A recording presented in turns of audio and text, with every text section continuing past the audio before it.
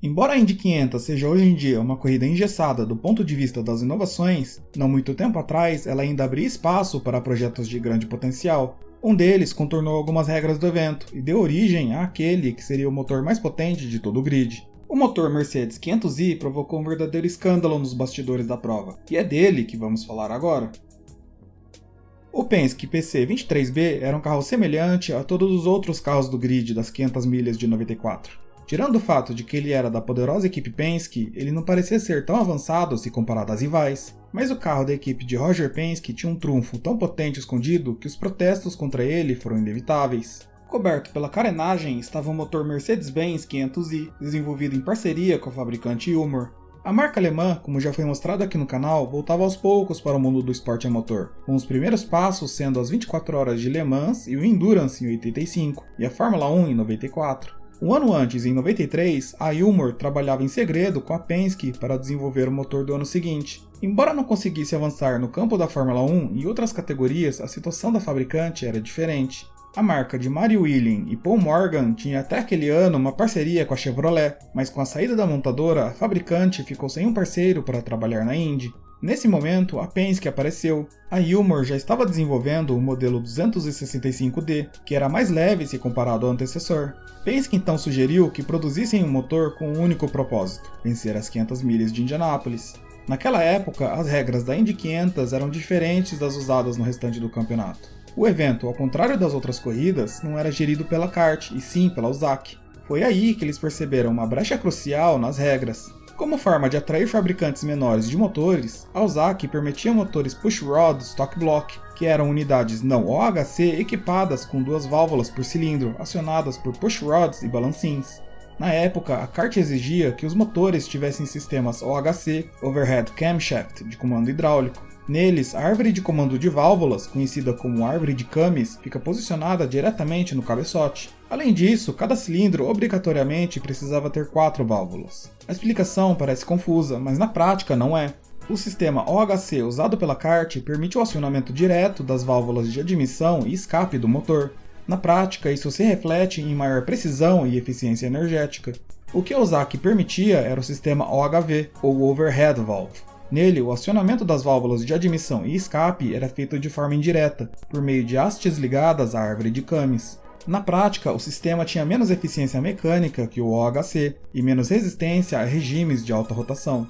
Por serem stock block ou motores baseados em produção, algumas peças precisavam ter como base aquelas produzidas em massa, mas a partir de 91 a USAC silenciosamente eliminou a regra, permitindo a produção dos motores pushrod com peças desenvolvidas especificamente para a corrida. Por mais desvantagens que tivesse, os motores pushrod tinham uma vantagem pelas regras. Por serem considerados como uma tecnologia ultrapassada, os motores de sistema OHV poderiam operar com maior cilindrada e turbocompressores maiores do que os motores OHC. O deslocamento do motor poderia aumentar de 2,5 litros para 3,43 litros, e o turbo poderia ser aumentado de 45 polegadas para 55 polegadas. Isso significava 30% a mais de volume e 22% a mais de turbo. É claro, isso poderia ser usado se o fabricante fosse capaz de construir um motor que funcionasse. Foram essas vantagens que chamaram a atenção da Penske e da Ilmor.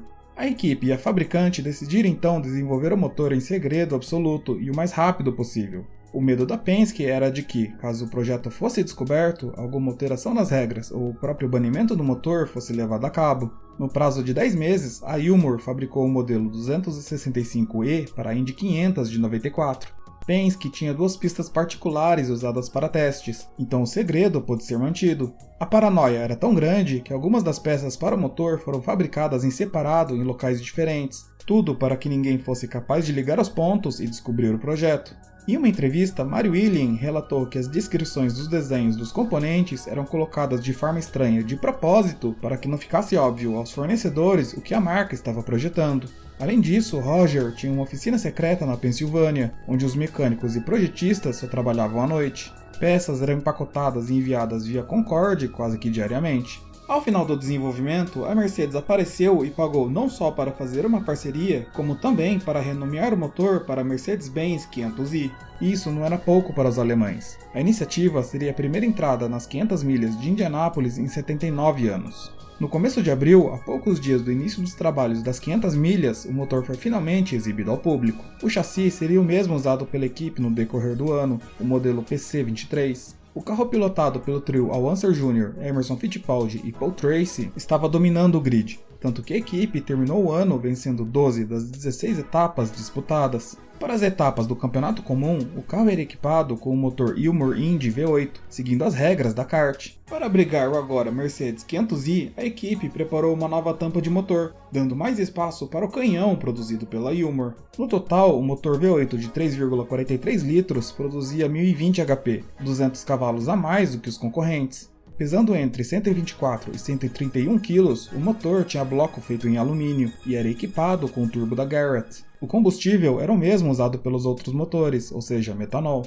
Nem é preciso dizer que a imprensa e os fãs ficaram surpresos com a chegada da equipe com um motor diferente em Indianápolis. Inicialmente, a Penske teve alguns problemas com a confiabilidade do equipamento e o manuseio com o chassi, mas os problemas logo evaporaram com os testes. Com um verdadeiro canhão de potência equipando o carro, chega a ser desnecessário dizer que a Penske dominou as 500 milhas de Indianápolis disputada em 94. No qualifying, a pole position ficou com Al Unser Jr., que alcançou 228,11 milhas por hora. Raul Boesel, da equipe Dick Simon, levou seu Lola Ford para a vice-liderança com 227,618 milhas por hora. Emerson completou a primeira fila com 227,303 milhas. O terceiro piloto da Penske, Paul Tracy, se classificou apenas em 25º. Logo na largada, Little Al e Emo assumiram a primeira e segunda posições. Imediatamente ficou claro a diferença de desempenho dos carros Penske perante os demais competidores, com os dois abrindo vantagem no começo da prova.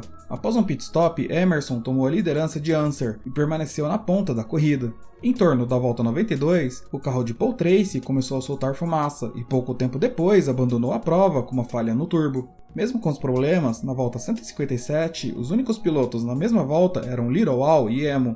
Com 20 voltas para o fim, Fittipaldi conseguiu dar uma volta em Unser, mas tinha um problema. Emerson precisaria fazer um splash and go nos boxes para conseguir terminar a prova, enquanto Al Unser poderia continuar na pista até o fim. Na volta 183, Little Al conseguiu ultrapassar Fittipaldi e recuperar a volta. 2 voltas depois, Emerson cometeu um erro na entrada da curva 4 e bateu. Com um acidente de Stan Fox na volta 196, Al Unser venceu sob bandeira amarela, com Jacques Villeneuve em segundo e Bob Rahal em terceiro. Imediatamente após a prova, Alzak e a kart avaliaram a situação, e 2 semanas depois, Alzak anunciou que em 1995 a vantagem em relação aos turbos seria menor para os motores pushrod que não fossem stock block. O temor era de que os custos subissem de forma agressiva caso fosse permitido o uso dos OHV. A Ilmor passou a receber dezenas de pedidos de motores especificamente para a Indy 500 de 95. No verão de 94, Tony George anunciou seus planos para iniciar a Indy Racing League em 96, alegando que a categoria estava ficando cara demais. Em agosto, Alzak mudou de ideia e diminuiu ainda mais as vantagens, de 55 polegadas para 48 polegadas. O motor também seria banido a partir de 96, o que inviabilizaria todo o uso dos pushrods. Com as mudanças de regras, o Mercedes 500i nunca mais foi usado, e mantém a marca perfeita de uma pole position e uma vitória em apenas uma corrida disputada. Anos depois, a kart e Tony George quebraram de vez a categoria em 2 competições, um assunto que já foi explicado aqui no canal. Os 2 grupos só foram se reunir novamente em 2008, com ambas as competições correndo o risco de acabar. Se você gostou do vídeo e quer mais informações sobre Fórmula 1, Indy, entre outros, inscreva-se no canal. Dúvidas, sugestões ou dicas são sempre bem-vindas, deixe aqui nos comentários. Até a próxima!